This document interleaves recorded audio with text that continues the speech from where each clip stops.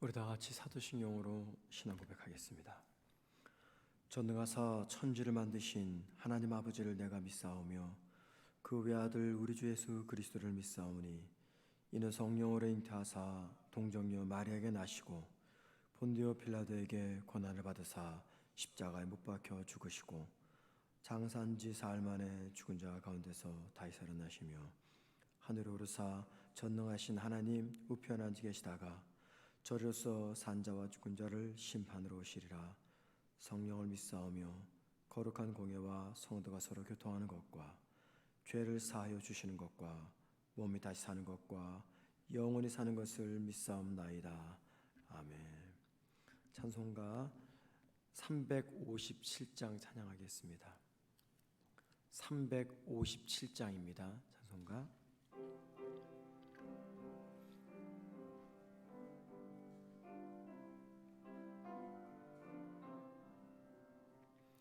주 믿는 사람 일어나 다 힘을 합하여 이 세상 모든 마귀를 다 쳐서 멸하세.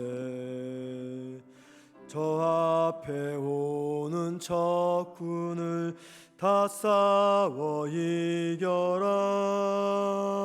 주 예수 믿는 힘으로 온 세상 이기네. 믿음이 이기네. 믿음이 이기네. 주 예수를 믿음이 온 세상 이기네. 온 인류 마귀 괴율로 큰 죄에 빠지니 진리로 띠를 띠고서 늘 기도 드리세.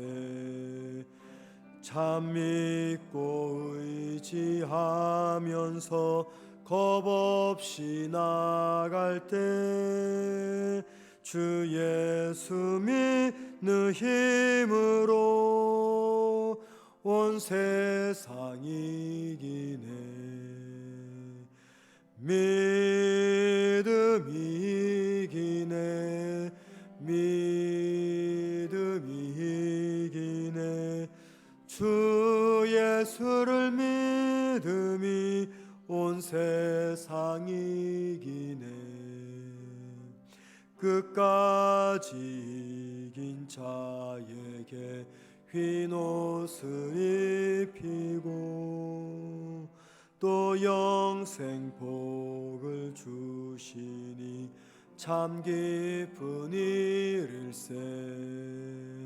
이 어두운 세상 지나서 저 천성 가도록 주 예수 믿는 힘으로 온 세상 이기네. 믿음이 이기네. 믿음이 이기네. 주 예수를 믿음이 온 세상 이기네. 아멘. 말씀 봅니다. 빌립보서 4장 8절 한 절에서만 보겠습니다. 빌립보서 4장 8절 신약성경 322면입니다.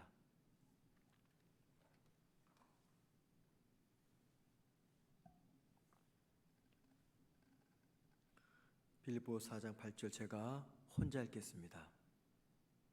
끝으로 형제들아 무엇에든지 참되며 무엇에든지 경건하며 무엇에든지 옳으며 무엇에든지 정결하며 무엇에든지 사랑받을 만하며 무엇에든지 칭찬받을 만하며 무슨 덕이 있든지 무슨 기림이 있든지 이것들을 생각하라.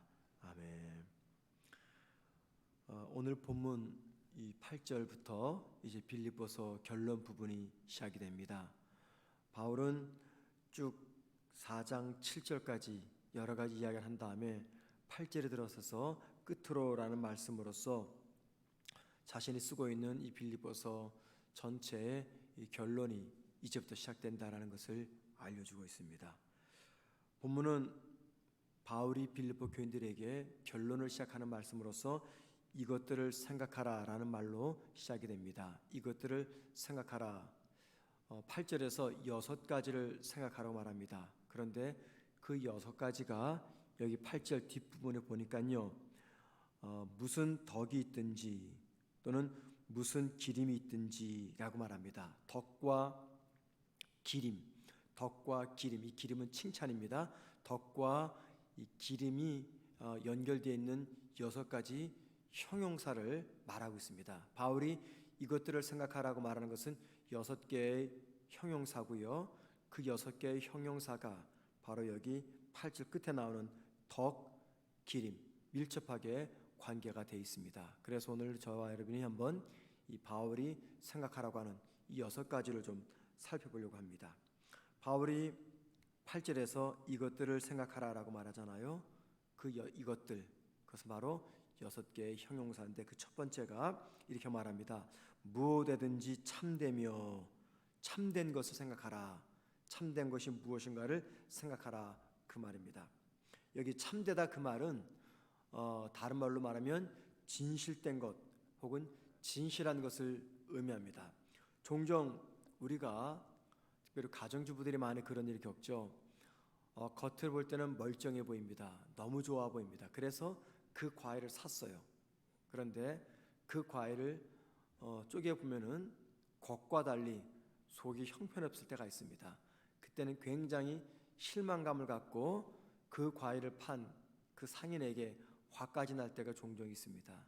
이처럼 겉으로 볼 때는 멀쩡한데 속을 막상 들여다보니 형편이 없을 때, 겉은 번지르한데 속은 형편없을 때, 그때 우리는 참되다 혹은 진실되다 그 말을 쓰지 않습니다. 언제 참되다, 진실되다 이 말을 쓸까요? 누군가에게 저 사람은 참되다, 저 사람은 진실되다 라고 말할 때는요, 그 의미는 그 사람의 겉과 속이 같을 때입니다. 말과 행동이 같을 때입니다. 겉과 속이 같고 말과 행동이 같은 그 사람 향해서 우리는 참되다 혹은 진실되다라고 이야기합니다. 바울은 지금 빌립보 교인들에게 그리스도인들은 겉과 속이 같아야 됩니다. 그리스도인들은 말과 행동이 같아야 됩니다. 이것들을 생각하십시오라고 말하고 있는 것입니다. 두 번째 생각할 것은요, 무엇이든지 경건하며라고 말합니다. 이 말은 무슨 말입니까? 경건한 것이 무엇인지 생각하십시오, 그 말입니다. 여기 경건하다 이 말은요, 보통 우리가 종교적 의미로만 쓴다고 생각합니다. 하나님 앞에서 우리가 경건한 삶을 살아야 된다, 그렇게 말하죠. 그런데 아닙니다. 여기 경건하다 이 말은요, 종교적인 의미뿐만이 아니라 사람의 품이 있고 또 사람의 명예로운 상태를 의미할 때 썼던 표현이 여기 경건하다 그 말입니다. 사람이 가까이 가서 보면 볼수록 더 느껴지는 높은 품격이 있습니다.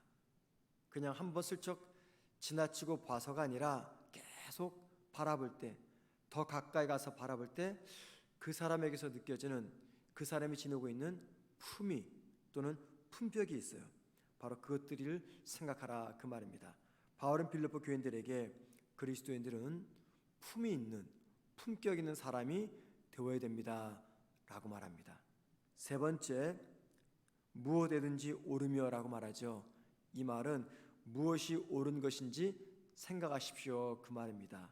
여기 옳다 이 말은요, 우리가 잘 아는 디카이오스라는 헬라어인데요, 이걸 번역하면 의가 됩니다. 의, 디카이오스, 의롭게 되다, 의. 보통 이 단어는 우리가 하나님 앞에 섰을 때 하나님이 우리에게 그렇게 칭해 주시는 거죠. 의롭다, 이 디카이오스. 그런데 바울은 본문에서 여기 무엇이든지 오르며라고 할 때 이 옳다 이 단어를요, 성도가 하나님과 바른 관계를 맺게 되면 그 결과 사람들과도 의로운 바른 관계가 맺혀지게 된다, 그런 뜻으로 사용하고 있습니다. 바울은 빌립보 교인들에게 하나님과의 관계가 대인관계에서 어떻게 드러나는지 생각해 보십시오 라고 말합니다. 여러분들이 하나님을 섬기고 하나님 앞에서 의롭게 되기 위해서 애쓰고 노력하는데 하나님을 향한 여러분의 그 믿음과 관계가 대인관계에서 어떻게 표현되고 있는지 생각하십시오 라고 말하고 있습니다. 여러분, 이 말 속에는 중요한 것이 담겨져 있습니다. 그게 무엇입니까? 내가 하나님과 바른 관계를 맺고 있는지 확인할 수 있는 참 좋은 기준은 내가 사람들과 어떤 관계를 맺고 있는지를 보면 알 수 있다는 것입니다. 이 말은요, 거꾸로 생각하시면 안 됩니다. 내가 사람과의 관계를 맺고 있는 것을 보면서 하나님과의 관계를 볼 수 있다, 그 말이 아닙니다. 우리는 얼마든지 사람들과 좋은 관계를 맺을 수가 있어요. 우리는 아니지만 세상 사람들은 술친구로서 좋은 관계를 맺을 수 있습니다. 혹은 악을 범하는데 함께 동행함으로 좋은 관계를 맺을 수 있습니다. 그 좋은 관계를 보고 하나님과의 관계를 볼 수 있다, 이건 아닙니다. 순서는 그게 아닙니다. 순서는 내가 하나님과 바른 관계를 맺고 있으면 그 결과 대인관계에서도 나타난다, 그 뜻입니다. 바울은 그거를 생각하라 말하죠. 네 번째, 무엇이든지 정결하며 라고 말합니다. 이 말은 정결한 것이 무엇인지 생각하십시오, 그 말입니다. 정결하다는 것은 무슨 말입니까? 순결하다, 그 말입니다. 순결하다, 정결하다, 이 말은 아무 흠이 없다, 그 말입니다. 성경은 성도가 하나님을 향해서 두 마음을 품지 않고 한 마음을 품을 때 그 마음을 가리켜 정결한 마음 또는 순결한 마음 혹은 흠이 없는 마음, 이렇게 말합니다. 우리가 종종 시편의 말씀을 찬양으로 만든 곡 부를 때 정결한 마음 주시옵소서 오 주여라고 찬양하잖아요. 그 정결한 마음이 어떤 마음이냐면 하나님 앞에서 두 마음을 품지 않는 마음입니다. 하나님 앞에서 한 마음을 품다, 그 말입니다. 또는 하나님뿐만이 아니라 우리가 어떤 일을 행할 때 그 동기와 행동이 순수한 사람이 있습니다. 악의가 없는 순수한 마음, 순수한 동기, 그런 사람을 가리켜 순결하다라고 말합니다. 바울은 지금 빌립보 교인들에게 하나님과 사람과의 관계에서 정결하고 순결하고 흠이 없는 마음을 품으십시오라고 이야기합니다. 다섯 번째, 무엇이든지 사랑받을 만하며 라고 말합니다. 이 말은 사람들로부터 사랑받을 만한 존재 또는 매력적인 존재가 되라, 그 말입니다. 우리가 많은 사람들로부터 사랑을 받는 사람이 있어요. 많은 사람들이 관심을 갖고 야, 저 사람 참 괜찮다, 가까이 가고 싶은 사람. 반면에 멀리하고 싶은 사람 있죠. 저 사람과 절대 가까이 하지 말어, 한통속 되지 말어 라고 말할 때가 있습니다. 지금 바울이 무슨 말하냐면 사람들로부터 사랑받을 만한 존재가 되십시오라고 부탁합니다. 사람들로부터 사랑을 받고 매력적으로 느껴지는 것은요, 단지 외모가 뛰어나기 때문이 아닙니다. 물론 외모도 중요하죠. 사람들에게 혐오감을 느낄 수 있는 외모를 가질 그런 사람이 있는가 하면 또 사람들에게 많은 사랑과 관심을 가질 수 있는 외모를 지닌 사람이 있습니다. 그런데 바울은 외모를 가지고 사람들에게 사랑받을 만한 사람이 되십시오라고 말하지 않습니다. 여러분, 우리가 외모를 갖고 갖게 되는 관심은요, 오래가지 않습니다. 처음에는 호감이 생기죠. 외모를 보고. 그런데 외모를 보고 관심을 갖게 되면 그 관심은 절대 오래가지 않습니다. 제한된 시간이 있습니다. 대신에 우리의 속사람이 아름다울 때, 내 내면의 세계가 아름다울 때 사람들로부터 오랫동안 사랑을 받을 수가 있습니다. 처음에는 외모가 별로 호감이 안 느껴졌는데 가까이 가서 자꾸만 만나면 사귈수록 느껴지는 게 무엇입니까? 야, 이 사람 정말 괜찮다. 정말 가까이 가고 싶고 만나고 싶고 그런 사람이 있습니다. 바로 사람들로부터 사랑을 받는 사람들이죠.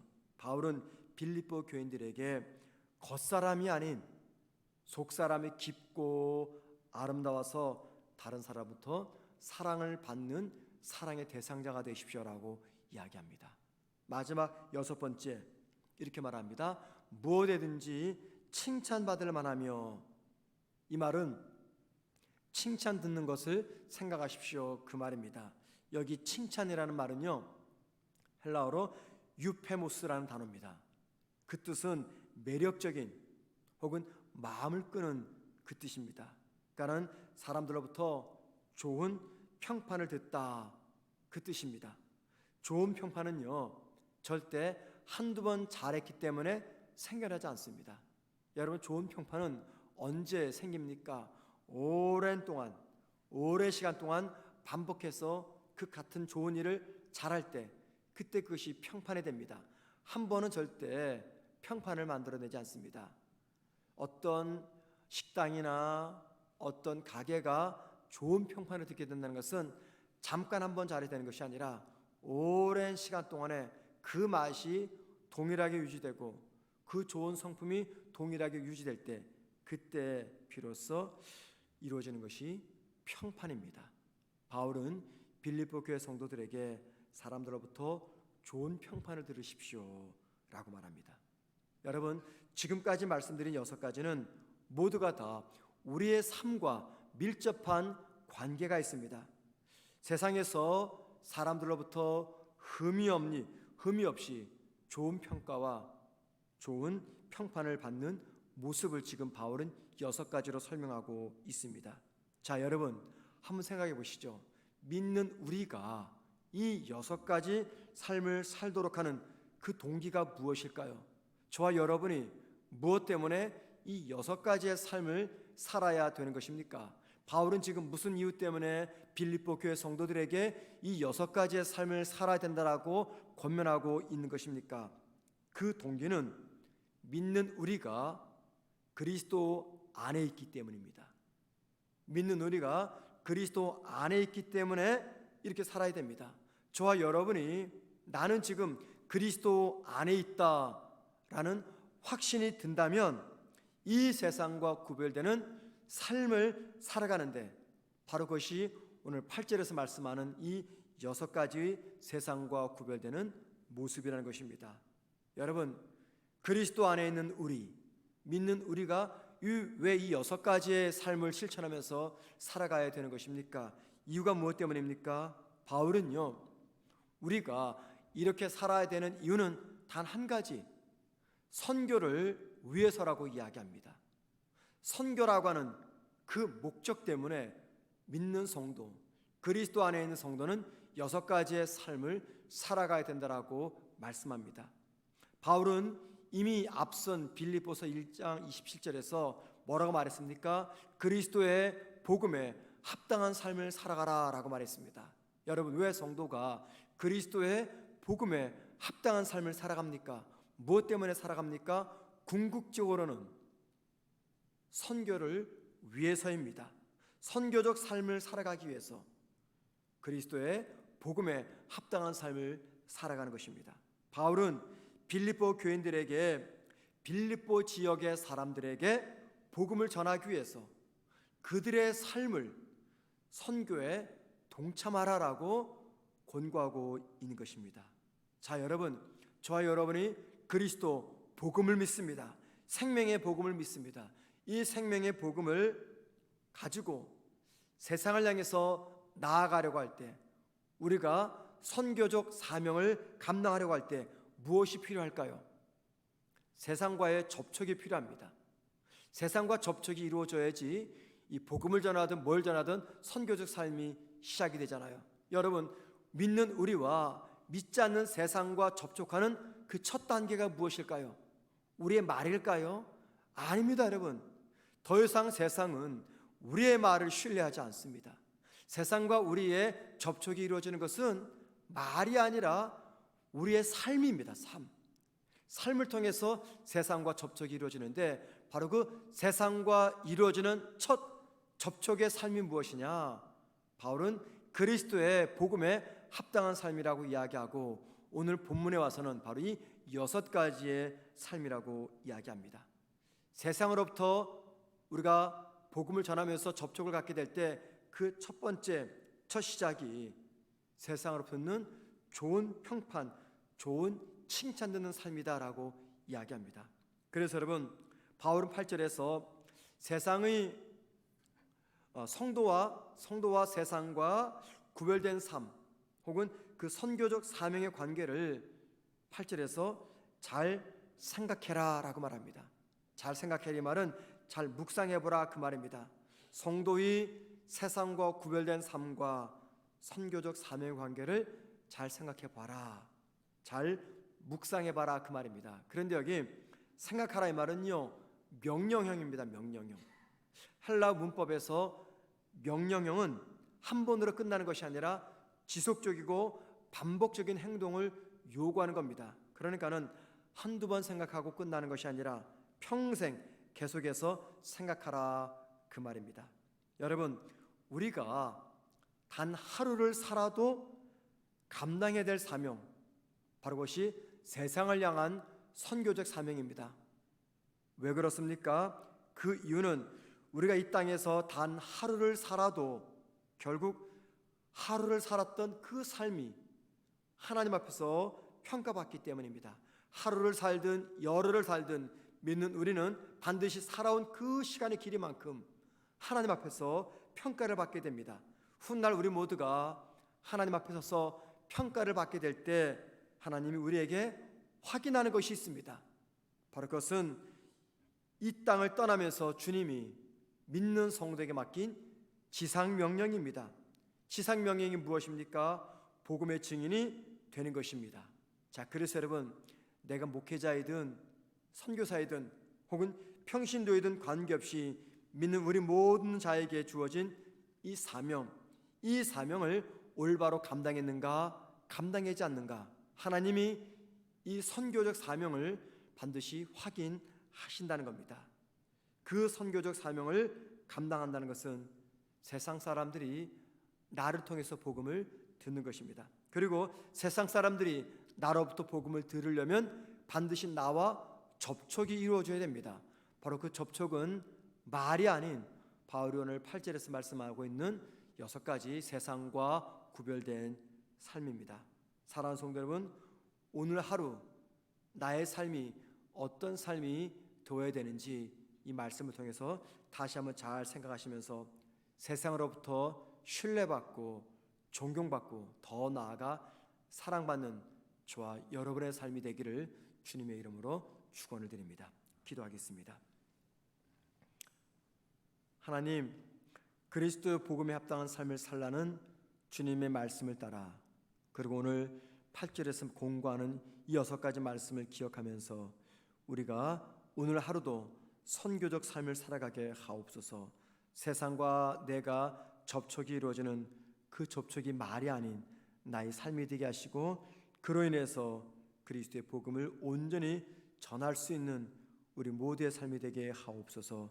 단 하루를 살아도 그 삶이 하나님 앞에서 평가받음을 기억하면서 오늘 하루도 내가 선교적 삶을 살아가기 위해서 최선을 다하는 믿음의 사람들 되게 하옵소서. 예수님의 이름으로 기도드립니다.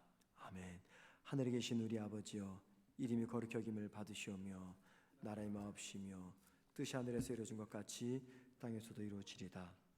오늘날 우리에게 일용할 양식을 주옵시고 우리가 우리에게 죄 지은 자를 사하여 준 것 같이 우리 죄를 사하여 주옵시고 우리를 시험에 들게 하지 마옵시며 다만에게서 구하옵소서. 대개 나라와 권세와 영광이 아버지께 영원히 싸움나이다. 아멘. 기도하시겠습니다. 기도하실 때 세상과 구별되는 삶으로 오늘도 주님께서 원하시는 선교적 삶을 감당하게 하옵소서. 기도하십시다. 세상과 구별되는 삶으로 선교적 삶을 살아가는 하루가 될 수 있도록 기도하시고요. 교회에서의 예배를 비롯한 각종 모임 중에 코로나 감염이 일어나지 않기를 주일학교 예배를 통해서 우리 작년부 예배 모임을 통해 코로나 감염이 일어나지 않기를 위해서 꼭 기도 부탁드립니다. 코로나로 인해서 우리 교회 청년들의 신앙, 성도들뿐만이 아니라 청년들의 신앙이 흔들리지 않고 견고하게 세워질 수 있도록 우리 교회 청년을 위해서 꼭 기도 부탁드립니다. 마지막 네 번째, 교회에서 파송하고 협력하는 우리 선교사님들의 사역과 건강을 지켜달라고 기도하신 다음에 자유롭게 개인 기도하시고 돌아가시겠습니다. 기도하겠습니다. 하나님 아버지, 오늘도 저희에게 주신 귀한 하루입니다. 오늘 말씀을 붙잡고 세상과 구별되는 바르고 참된 삶으로 주님께서 원하시는 선교적 삶을 살아가게 하옵소서. 아버지 하나님, 세상에 나의 말을 듣지 않고 나의 삶을 바라보는데 하나님, 세상 속에서 살아가는 내 삶의 모습은 어떠한지 겸손히 정직하게 우리의 모습, 나의 모습을 돌아보게 하옵소서. 그리스도 안에서 살아가는 내가 어떤 삶으로 세상을 향해서 복음의 증인이 되어야 되는지 하나님, 우리 성문교회 모든 성도들이 오늘 말씀을 기억하며 하나님 앞에서 믿음의 삶 살아가게 하옵소서. 아버지, 교회에서 새벽 예배, 수요 예배, 금요 기도회, 주일 예배, 주일학교 청년부 많은 모임이 있습니다. 아버지, 성도들의 이 모임 중에 코로나 감염이 일어나지 아니하도록 하나님, 저희 교회와 성도들을 불쌍히 여기시고 은혜를 부어 주옵소서. 하나님, 우리 성도들 강건케 하셔서 코로나에 감염되지 않도록 도와주시고 백신을 접종한 성도들에게는 건강의 은혜, 부작용이 일어나지 않도록 하나님께서 함께하여 주옵소서. 하나님, 코로나로 인해서 우리 청년들의 믿음이 흔들리고 있습니다. 가뜩이나 세상 속에서 흔들리고 있는 청년들의 믿음이 코로나라고 하는 이 문제 앞에서 더욱더 믿음으로 살아가지 못할 청년들이 있습니다. 아버지, 그들을 불쌍히 여기시고 믿음 안에서 견고히 세워질 수 있는 우리 사랑하는 주의 청년들 되게 하옵소서.